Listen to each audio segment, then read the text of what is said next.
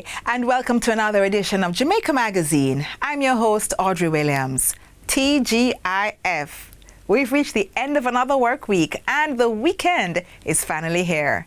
If you're looking for a summer vibe without spending too much, you can head to the Jamaica Cultural Development Commission's Festival Song Competition Results Show at the Randy Williams Entertainment Center and cheer on your favorite contestant. A lady jazz, you know? All true Jamaicans from all around, spread the love with a country or town. Nice song ya sweet, don't ya nice song ya sweet. Nice song ya sweet, don't ya nice song ya sweet. Nice song ya sweet, don't ya nice song ya sweet. Nice song ya sweet, don't ya nice. Jamaica a we island.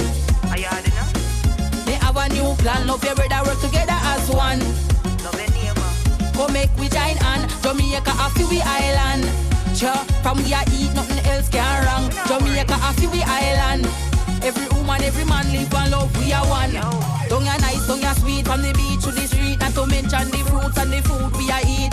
Jamaica land no other can compete. We little but we tell her what we born unique. Don't ya nice, don't ya sweet, other country a see. Eat where we grow, we are grow where we eat. I eat make we bring the fastest athletes. Be proud of your culture, we rich and see it. See we island. They have a new plan, love your brother work together as one. Come make we join on. Jamaica a we island. From we a eat, nothing else can wrong. Jamaica a we island. Every woman, every man live and love, we are one. Be proud, say you're black, stand out in a crowd. True born Jamaican, shout it out loud. Have life, so we good, nothing sad, not allowed. Good music a play, look is a crowd. Everybody happy from papi, go to baby and happy from bus, go to cabby, from doctor to squaddy. Farmer to coffee, from starfish to ackee. Jamaica a with the whole world like happy. See we island. We have a new plan, love your brother work together as one. Come make we join on. Jamaica a we island. From we a eat, nothing else can wrong. Jamaica a we island. Every woman, every man live and love, we are one. Whether black or white, we are unite. No time to waste, post our fight. Every man have a light if we make it shine bright. Hope one another and make things right. Don't ya nice, don't ya sweet. We a dance to the beat. Drink we a eat, and we feed. Snap we a tweet of the world like you see. Jamaica of the world that we feed. See we island. Me have a new plan, love your brother work together as one. Unite, you know? Come make we join on. Jamaica of we island. From we a eat, nothing else can wrong. Jamaica a we island. Every woman, every man live and love, we are one. Jamaica a we island. Me have a new plan, love your brother work together as one. No corruption. Come make we join on. Jamaica a we island. From we a eat, nothing else can wrong. Jamaica a we island. Every woman, every man live and love, we are one. Catchy and fun, right? All right, let's turn our attention to the latest news. We'll now hear from our newsroom.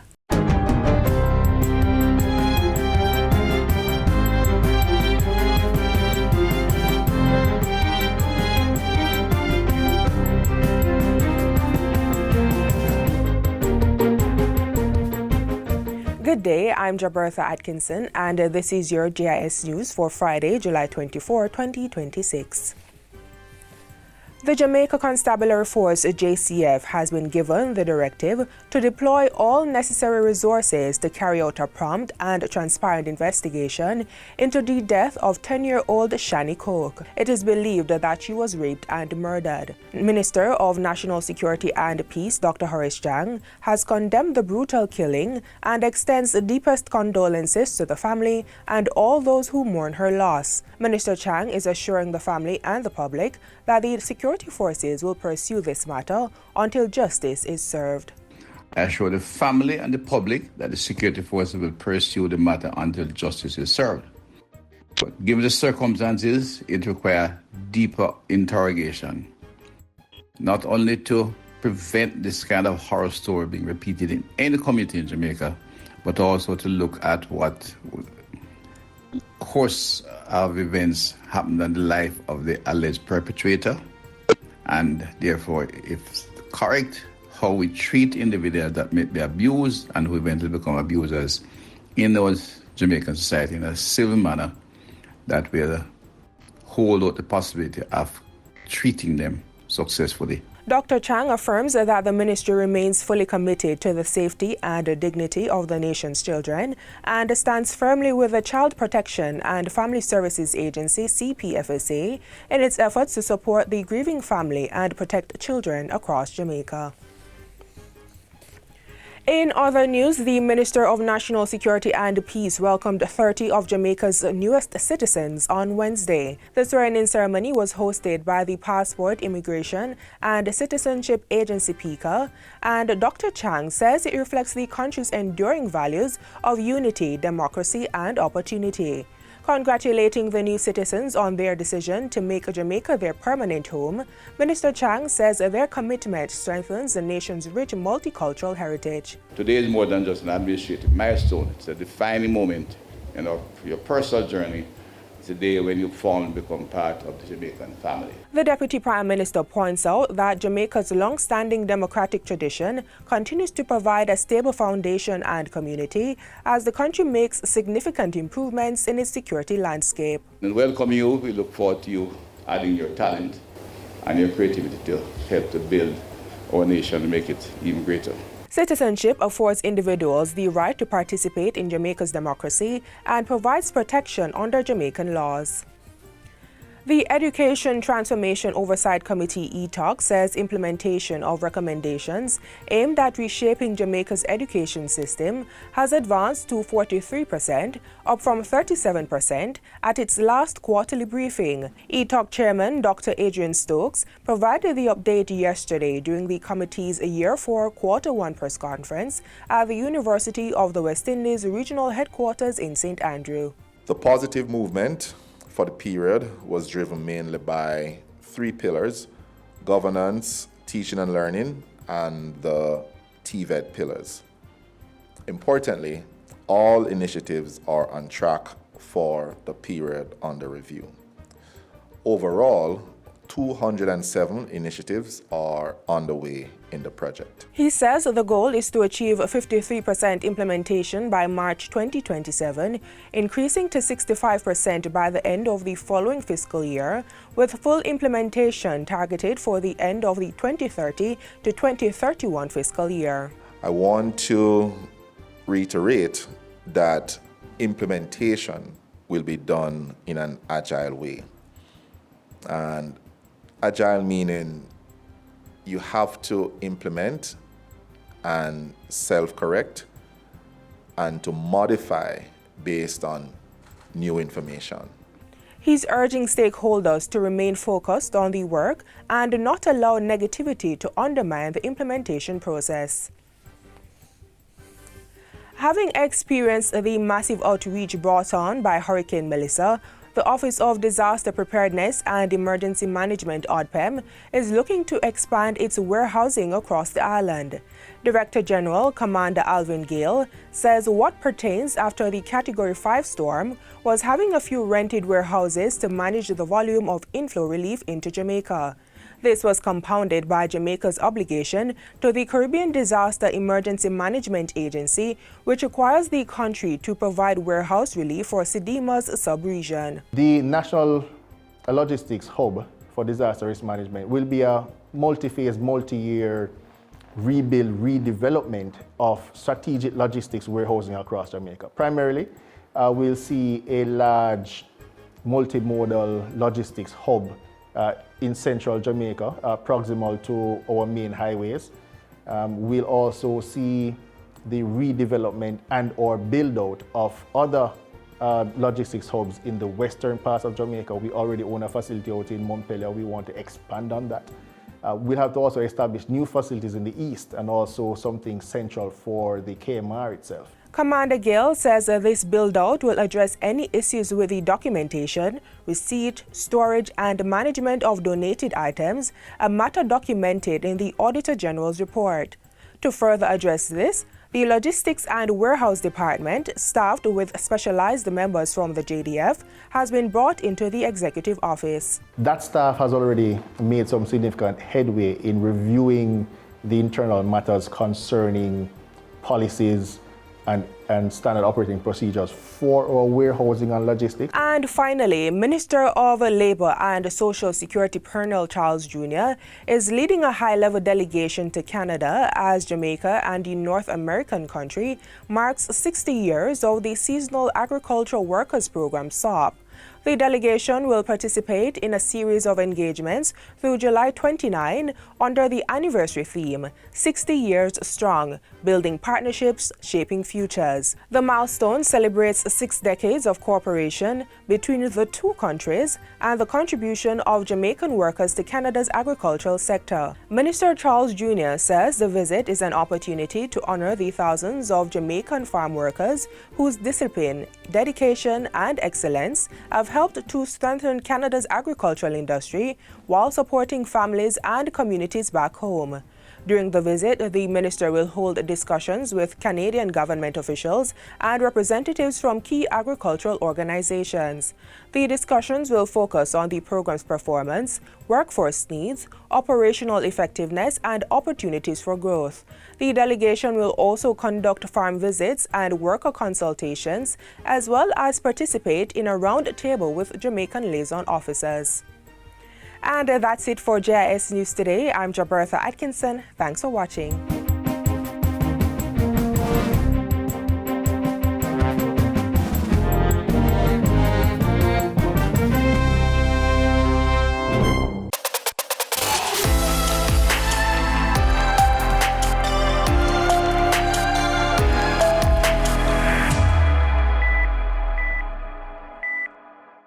Thank you for staying with us. Now let's join part 3 of our special interview with the Office of Disaster Preparedness and Emergency Management, ODPEM, as we explore the efforts underway to strengthen its logistics and storage operations, including the management of food and other essential emergency supplies. Welcome back to this special JIS interview with ODPEM's Director General Commander Alvin Gale and the newly appointed Chairman Trudy Deans. Now, the report identified areas in which ODPEM needs to improve its documentation for receiving, storing, and managing donated items. Commander Gale, how is this issue being addressed? So those issues are being addressed. I would have mentioned earlier the matter of having brought into the Executive Office the Logistics and Warehouse Department, and also would have been assigned staff from the Jamaica Defence Force with logistics experience and operational experience. That staff has already made some significant headway in reviewing the internal matters concerning policies and standard operating procedures for our warehousing and logistics. One of the big things that we want to do is really move away from having that department as a one department of logistics, which is managing warehouse. We have moved to separate the two because they are fundamentally different, and also increase the staffing levels within those departments, because at scale, the department was just built out to operate on that scale for which Melissa brought to us. So it is important that we also look at the human resources matters around those. This is only the phase 1, if we would call it that, of a much broader plan for what we consider now the National Logistics Hub for Disaster Risk Management. Having gone through Hurricane Melissa, what we had in place was quite a few rented warehouses right across Jamaica to manage the volume of relief inflows into Jamaica. Jamaica also has a SEDEMA sub-regional response mechanism lead in this matter, where we also are required to warehouse relief supplies for the SEDEMA sub-region. The idea on the table... By SEDEMA, you mean the Caribbean Disaster Emergency Management Agency. So sorry for the jargons. So the National Logistics Hub for Disaster Risk Management will be a multi-phase, multi-year rebuild, redevelopment of strategic logistics warehousing across Jamaica. Primarily, we'll see a large multimodal logistics hub in central Jamaica, proximal to our main highways. We'll also see the redevelopment and or build out of other logistics hubs in the western parts of Jamaica. We already own a facility out in Montpelier. We want to expand on that. We'll have to also establish new facilities in the east and also something central for the KMR itself. All these facilities we're envisioning will be resilient. They'll also provide some secondary locations such that ODPEM's operations can continue if it is that a particular part of Jamaica or this main hub here in Kingston is unable to operate. Yeah. There's also been a lot of attention paid to how Starlink devices received after Hurricane Melissa have been monitored and used. Can you respond to those concerns? So I'll start by dividing the pool of Starlink in two. So if we harken back to the reports, there is a matter concerning some 200 Starlinks for which ODPEM would have supported the procurement of these Starlinks. These Starlinks were procured by the ODPEM, but the Starlink devices are managed by the Jamaica Constabulary Force. There's also another broader set of Starlink devices which were also donated in the relief supplies that would have come in to Jamaica during that initial phase. Those devices were also sent to the Jamaica Constabulary Force for management of it. ODPEM itself would have received some 55 Starlink devices from the Jamaica Constabulary Force, which we would have been using over time to support the command maintenance right across the country, communications maintenance, and also deployed to our disaster communication sites. What I'll indicate is that all these devices are properly recorded in the relevant registers within the ODPEM for management of inventory. Yeah. Another issue, the issue of how food items donated after Hurricane Melissa have been managed was also raised by the Auditor General. Can you walk us through your response to that issue? So what I indicate for food items, and I believe you might be referring to the indication that some food item might have suffered spoilage.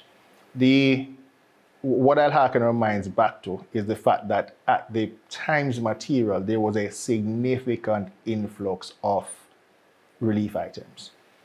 And I'll also indicate that in some cases, and this is where ODPEM's education or the communication with their external partners has to be very clear in those procedures.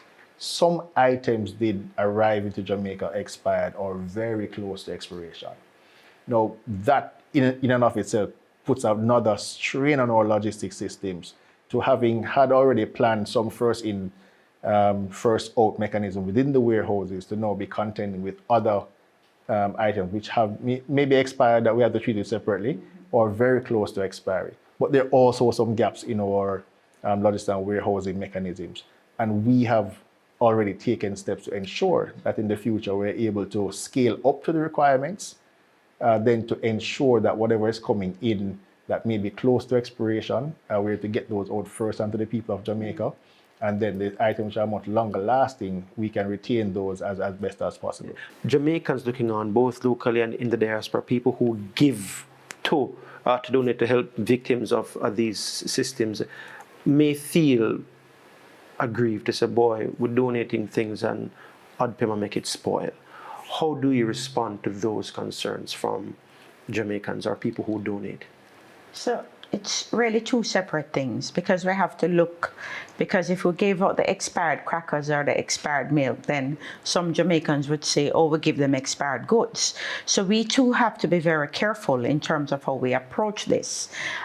Yes, there are gaps, as Commander Gale said, and that's one of the reasons why we made the changes with the warehouse and the logistics. So we have proper inventory. So when things are about to expire, we'll know based on what's on the system, so we can get them to distribute, whether in communities or hospitals or, you know, to infirmaries, whatever the case may be.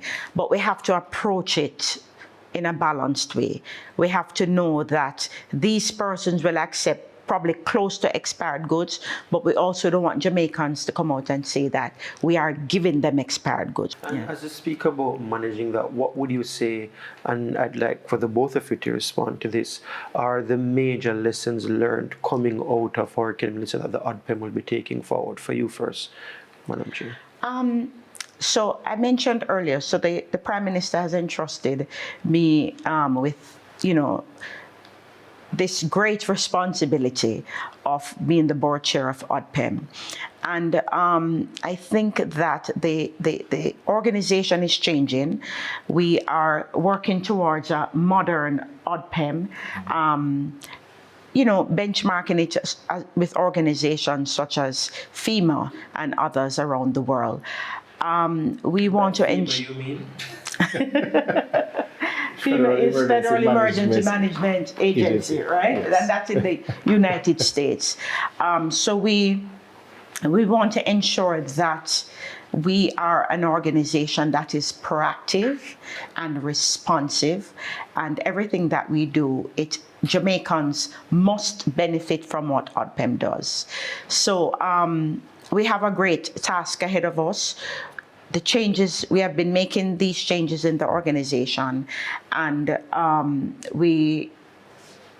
even at the board level, I'd mentioned to the board that we won't be a board that just comes to meetings and not participate in recovery and resilience. The board, we have 6 committees, and some persons have responsibility to not only follow up internally what is being done, but to also get into the field. We're not going to just accept the reports as they come in, whether from ODPEM, the DG or the managers. We will make sure that we act on the evidence. We're going out in the field, we're going to the communities, and we're going to listen to what the people have to say. A board doing all of that. Oh, absolutely. We're not going to interfere in the day-to-day operations of the ODPEM. We're not going to micromanage, but we're going to make sure that the ODPEM works. We're going to make sure that the people of Jamaica benefit from the ODPEM, the donations that come in.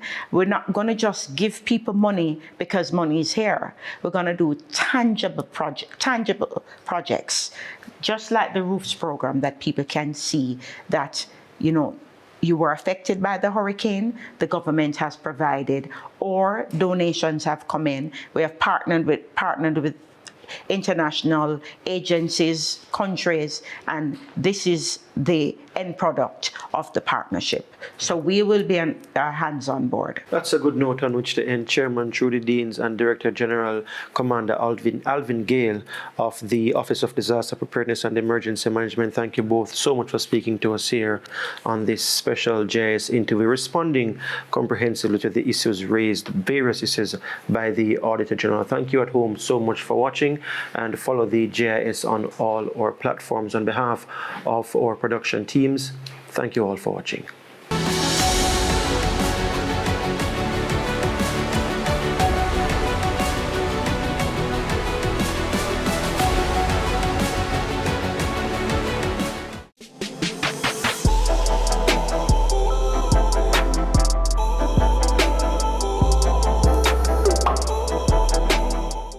Thank you for staying with us. Another place you can visit this summer is the cool, green and picturesque Castleton Botanical Gardens. And you're about to hear all about what it has to offer.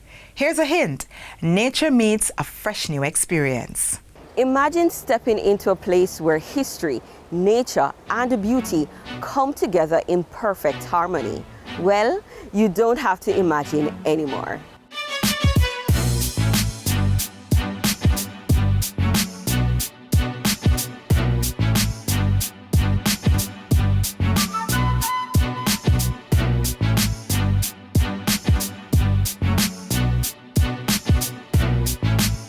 Tucked away in the green hills of St. Mary, the newly renovated Castleton Botanical Gardens is once again open to visitors.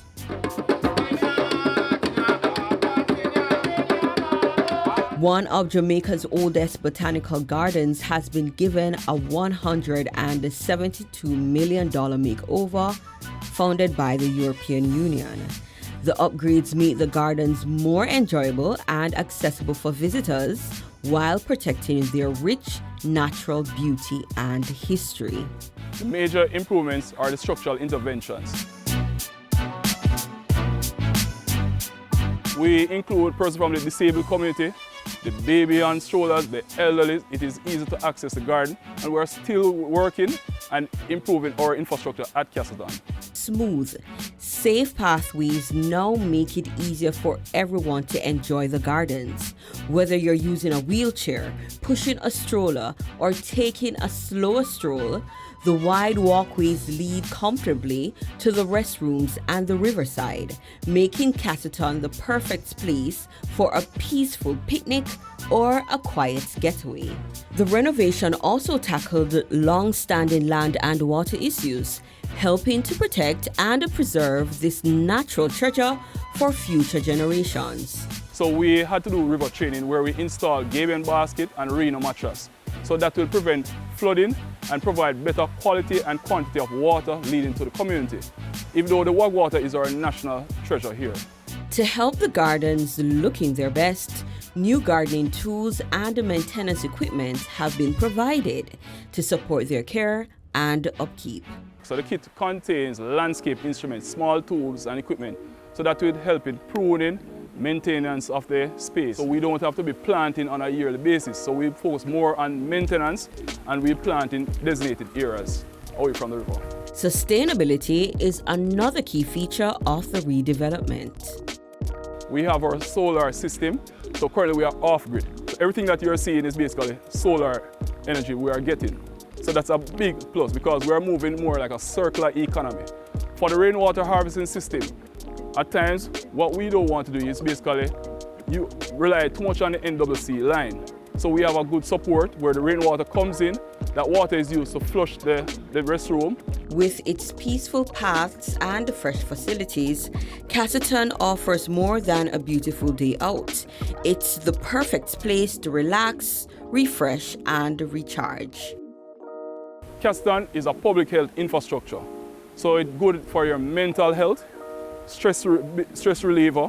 You can come unwind, de-stress. About 1 in 7 Jamaicans aged 15 and older live with depression, and 1 in 4 young people have seriously thought about suicide. These numbers remind us why it's so important to slow down, switch off, and take care of our mental health.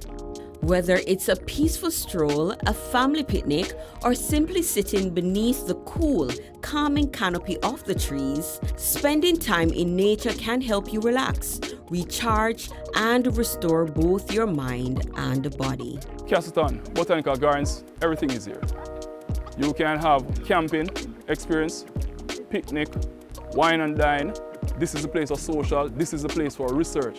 This is a place for conservation of all plant genetic resource. Every tree, pathway, and rare plant tells a story of conservation, science, and Jamaica's rich natural heritage. So whether you're seeking adventure, relaxation, research opportunities, or simply a break from the hustle of everyday life, Castleton Botanical Gardens has something for everyone.